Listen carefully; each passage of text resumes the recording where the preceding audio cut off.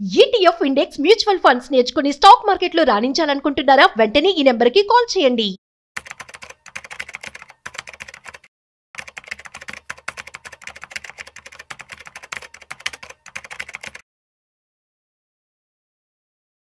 Stock market updates ఈ week ఎలా ఉన్నాయి, అదేవిధంగా ఏ సెక్టర్స్ ఎఫెక్ట్ అయ్యాయి, జిఎస్టీ రీఫార్మ్స్ కూడా రావడం జరిగింది. ఇందులో భాగంగా ఏదైనా ఎఫెక్ట్ అవుతుందా, నెక్స్ట్ వీక్ ఎలా ఉండబోతుంది, ఈ విషయాలు అన్నీ కూడా మనం తెలుసుకోబోతున్నాం. సో వీడియోని మిస్ అవ్వకుండా ఇంటి వరకు చూసేయండి. అయితే వీటి గురించి మనతో చెప్పడానికి మనతో ఉన్నారు స్టాక్ మార్కెట్ ఎక్స్పర్ట్ శ్రీరామచంద్రమూర్తి గారు. సో వారి మాటల్లోనే అడిగి తెలుసుకుందాం. హాయ్, హలో, నమస్తే, వెల్కమ్ టు సుమన్ టీవీ. నేను మీ Rajiv Pasupuleti. So let's start. Hi sir, నమస్తే. నమస్తే అండి. సార్ ఎలా ఉన్నారు? Fine sir. Actually stock market last week మనం చూసుకున్నట్లయితే కొంచెం తగ్గిందనే చెప్పుకోవచ్చు. అవునండి. అవునా? అవునండి. సో ఏంటి అసలు టారిఫ్ కారణం అంటారా, లేదంటే ఎందుకని, at the same time A sectors effect అయ్యాయి?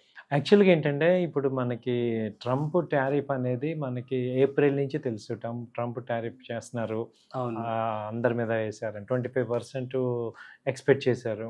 తర్వాత 90 days గ్యాప్ ఇచ్చారు. కానీ ఏప్రిల్ ఏమైందంటే ఏప్రిల్, మే, జూన్ కల్లా మంచి ర్యాలీ వచ్చింది. అవును. ఈ జూన్లో ఏం చేస్తున్నారు, ఇప్పుడు ఇండియన్ పీపుల్, యుఎస్ డెలిగేట్స్ అందరూ మాట్లాడి ఆ టారిఫ్స్ మీద ఒక పాయింట్ ఇస్తారని చెప్పి అందరూ ఎక్స్పెక్ట్ చేసాం. సరే అది జరుగుతుంది అనుకుని మంచి ర్యాలీ వచ్చింది. తర్వాత ఏంటంటే ఎంతకాడిగా US relations, India relations weaken అవటం స్టార్ట్ అయినాయి.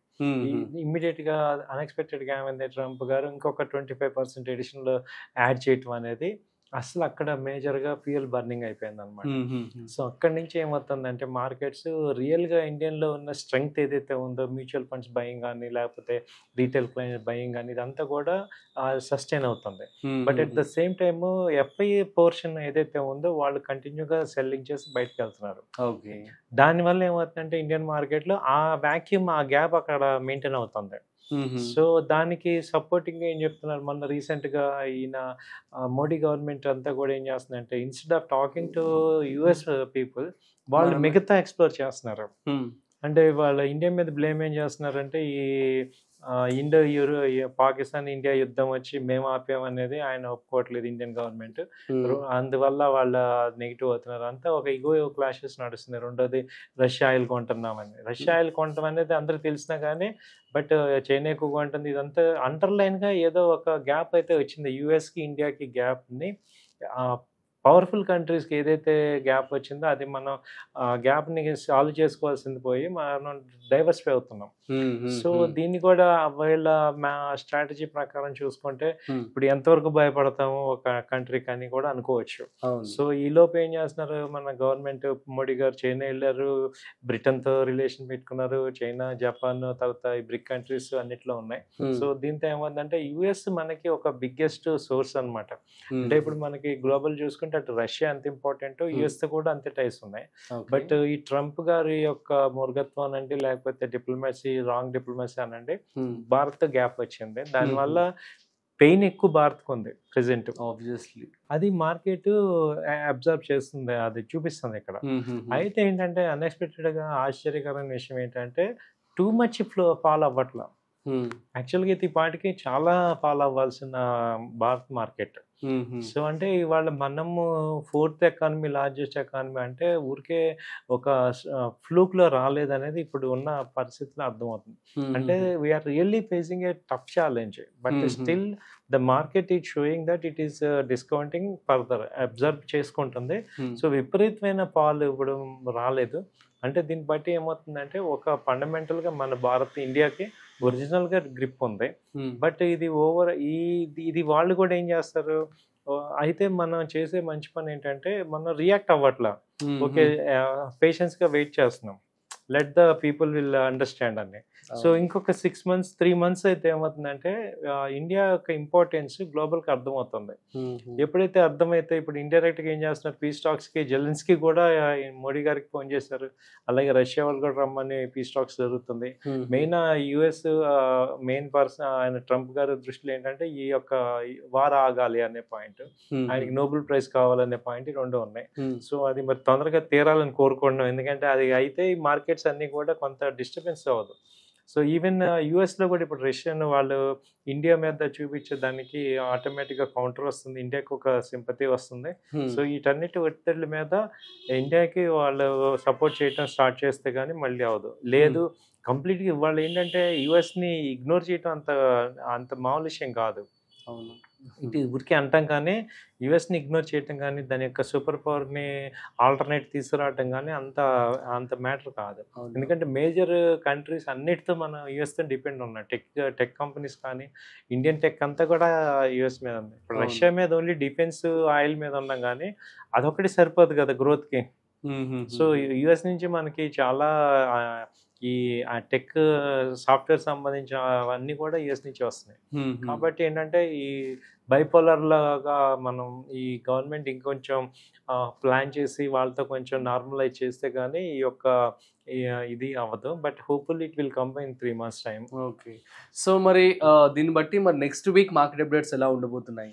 దీన్ని బట్టి నేను చెప్పదలుచుకుంది ఏంటంటే ట్రేడర్స్ అందరు కూడా కాషన్గా ఉండండి. ఇప్పుడు సముద్రం అంత అల్లకల్లంగా ఉన్నప్పుడు మనం రిస్క్ చేసి వెళ్ళే కన్నా కాస్త రిలాక్స్ అయ్యి పక్కన కూర్చోవడం బెటర్ కదా.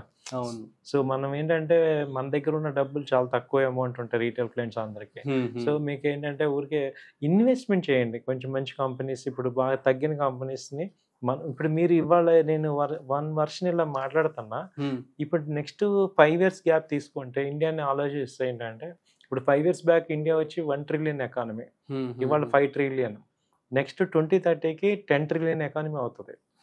సో ఇప్పుడు ఏమవుతున్నాయి అంటే ఇప్పుడున్న రేట్లన్నీ కూడా దాదాపు 3 times 4 times పెరుగుతాయి, స్టాక్ మార్కెట్స్ కానీ ఎకానమీ కానీ గ్రోత్ కానీ. కాబట్టి ఈ యొక్క డిస్టర్బెన్స్లు short term, but overall long టర్మ్లో మంచి వెల్త్ క్రియేట్ అవుతుంది. కాబట్టి మనం ఆలోచించాల్సింది ఏంటంటే ఫైండింగ్ రైట్ కంపెనీస్, అంటే మంచి స్ట్రాంగ్ కంపెనీస్ చూసుకొని వాటిల్లో కొంత అమౌంట్ ఫ్రీ అమౌంట్స్ ఇన్వెస్ట్ చేసుకొని పార్క్ చేసుకోండి. ఎందుకంటే ఈ ఆపర్చునిటీ మళ్ళీ రాదు. ఒకసారి టైఅప్ అయిందంటే మాత్రం విపరీతమైన ర్యాలీ వస్తుంది. సో ఇప్పుడు ఎప్పుడైనా డౌన్లో ఉన్నప్పుడు భయపడద్దు. నేను చెప్పేదాన్ని ఏంటంటే మామూలుగా తీసుకుని భయపడకుండా మనం ఎక్కువ ఫోకస్గా ఏంటంటే ఎక్కువ అగ్రెసివ్గా వెళ్ళకూడదు, స్లోగా వెళ్ళండి. ట్రెండ్ పాజిటివ్ అవుతుంది, అప్పుడు మనం నార్మల్గా అగ్రెసివ్గా వెళ్ళచ్చు.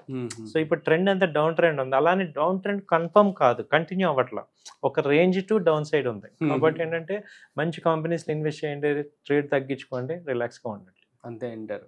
సో జిఎస్టీ రిఫార్మ్స్ కూడా రావడం జరిగింది, ఇది ఏమైనా ఇంపాక్ట్ ఉంటుందంటారా? యాక్చువల్గా విపరీతమైన ఇంపాక్ట్ రావాల్సిందే. ఈ న్యూస్ వల్ల ఈ జిఎస్టీ యొక్క పాజిటివిటీ అనేది మార్కెట్ మీద సైడ్ వే అయిపోయింది, సబ్జ్యూ అయిపోయింది.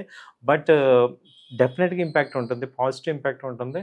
వన్స్ ఈ మేజర్ ఇష్యూ కనుక సాల్వ్ అయితే జిఎస్టీ వల్ల చాలా, ఇప్పుడు స్టాక్ మార్కెట్ని ఒక నిమిషం పక్కన పెట్టినా చాలామంది ఇండియాలో ఉన్న ప్రతి పర్సన్కి బెనిఫిట్ ఉంది. ఎందుకంటే ఇప్పుడు అందరికీ రేట్లు తగ్గాయంటే మనకి ఇప్పుడు కొంత గొప్ప సేవింగ్స్ మిగులుతాయి, ఆ అమౌంట్ స్టాక్స్లో ఇన్వెస్ట్మెంట్ ఎటు అవుతుంది. కాబట్టి స్టాక్ మార్కెట్ గ్రో అవుతుంది. కాబట్టి మనం లాంగ్ టర్మ్ పాయింట్ ఆఫ్ వ్యూలోనే బెస్ట్గా చెప్పచ్చు. ఓకే. సో ఫైన్ సార్, దీనికి సంబంధించి ఏమన్నా టాప్ 5 స్టాక్స్ అంటే చెప్తారా మన మీరు? ఎగ్జాక్ట్లీ అండి, ఇప్పుడు సిమెంట్ కంపెనీస్లో బాగా తగ్గుతున్నాయండి. ఎందుకంటే అది సిమెంట్, వెహికల్స్లో ఏంటంటే ఇప్పుడు మంచి జిఎస్టీ ఇప్పుడు 28% నుంచి 18% అంటే 1 lakh వెహికల్ 10,000 తగ్గినట్టే కదా. కాబట్టి మీకు టీవీఎస్ మోటార్ కానీ, హీరో మోటార్ కానీ, బజాజ్ ఆటో కానీ వీటిల్లో మంచి ఉంటాయి. అలాగే కార్స్లో ఏంటంటే 40 lakhs అబోవ్ ఉన్న కార్లకి ఉంది. బట్ M&M, టాటా మోటార్ ఇలాంటి కంపెనీలో తక్కువ వెహికల్స్ ఉన్నవి మంచి డిమాండ్ తగ్గుతాయి. సో ఎఫ్ఎంసీజీ సెక్టర్ బాగానే వస్తుంది. అంటే హిందుస్థాన్ యూనిలివర్ కానీ, సిప్లా కానీ, డాబర్ కానీ, పతంజలి కానీ ఇవన్నీ కూడా బాగానే గ్రో అవుతాయి. So sector wise. అలాగే మెడిసిన్, ఫార్మా సెక్టర్ బాగానే వస్తుంది. సో వేటి మీద అయితే జిఎస్టీ తగ్గిందో ఆ సెక్టర్ అంతా బాగుంటుంది, అంతేనా? అంటే జనాలు ఎక్కువ కొనడానికి ఇష్టపడతారు. ఇప్పుడు 3 months మినిమం వెయిట్ చేస్తే మంచి ప్రాఫిట్స్ బెటర్ అంటారు. అవునా? సో అయితే ఇప్పుడే కాకుండా సెప్టెంబర్ 22 తర్వాత నుంచి అయినా చేసుకోవచ్చు. నెక్స్ట్ వీక్ అంతా ఇన్వెస్ట్ చేసుకోండి, బట్ రిజల్ట్స్ 3 months తర్వాత వస్తుంటాయి.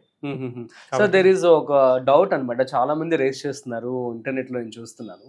ఇప్పుడు మరి జిఎస్టీ రేట్స్ తగ్గించారు, కాకపోతే మరి ఏదైతే మెయిన్ ప్రైస్ ఉంటుందో ఆ ప్రైస్ ని ఏమన్నా రీటైల్ ప్రైస్ ఇంక్రీజ్ చేస్తారేమో చేసేసి జిఎస్టీ తగ్గిన జిఎస్టీని యాడ్ చేసి అమ్మేస్తారేమో అని చెప్పి అంటున్నారు. దీన్ని మనం ఎలా తీసుకోవచ్చు? అలా అవ్వదు సార్, అలా అవ్వదు సార్. ఎందుకంటే ఏంటంటే యాక్చువల్ కాంపిటీషన్ ఉంటది కదా. ఇప్పుడు మీరు తగ్గించకపోయినా మీ కాంపిటీటర్ తగ్గించి అడ్వాంటేజ్ తీసుకుంటాడు. కాబట్టి ఇవాళ ఏంటంటే Indian market neck to neck market ఉంది. అందులో పర్టికులర్ గా ఈ సెగ్మెంట్స్ లో హెవీ కాంపిటీషన్ ఉంది కాబట్టి ఇప్పుడు మీరు రేట్లు పెంచుతానంటే కాంపిటేటర్ రేట్ తగ్గిస్తే ఏమవుతుంది, మీ సేల్ డెఫినెట్గా పడిపోతుంది. బట్ ఇవాళ ఇండియన్ ఇన్వెస్టర్స్ అందరూ కూడా మంచి స్మార్ట్ పీపుల్, రేట్ అనేది ఓపెన్ అయిపోయింది కాబట్టి దాన్ని ప్రైస్ని ఇప్పుడు మొబైల్లోనే అదివరకు మనం షాప్కి వెళ్ళేవాళ్ళం, ఇవాళ ఆన్లైన్లో చెక్ చేసుకుని వెళ్ళి చూపిస్తున్నాం. అవును, కాబట్టి వాళ్ళు మనని చేయటానికి ఉండదు. అంతే అంటారా? సూపర్ సార్, మరి thank you so much. Thank you. So guys, మీ అందరికీ అర్థమని చెప్పాలనుకుంటున్నాను. సో ఈ వీక్ అయితే కొంచెం మార్కెట్ డౌన్ అయితే అయింది. సో ఎప్పుడు కూడా మార్కెట్స్ అనేవి ఇలాగే ఉంటాయి. ఏదైతే జస్ట్ రీఫార్మ్స్ వచ్చాయో దీని ద్వారా మార్కెట్ కొంచెం కుదుట పడుతుంది. అండ్ యూనో, సో ఏవైతే సెక్టర్స్ తగ్గుతున్నాయో వాటన్నిటి మీద కూడా పాజిటివ్ ట్రెండ్ అయితే మనం చూసే అవకాశం ఉందని చెప్పి శ్రీరామచంద్రమూర్తి గారు చెప్తున్నారు. That's it. మరొక ఇంట్రెస్టింగ్ కాంటెంట్తో మళ్ళీ కలుద్దాం. అంతవరకు చూస్తూనే ఉండండి Suman TV. This is Rajiv signing off. Video నచ్చినట్లయితే like, share and subscribe. Thanks for watching.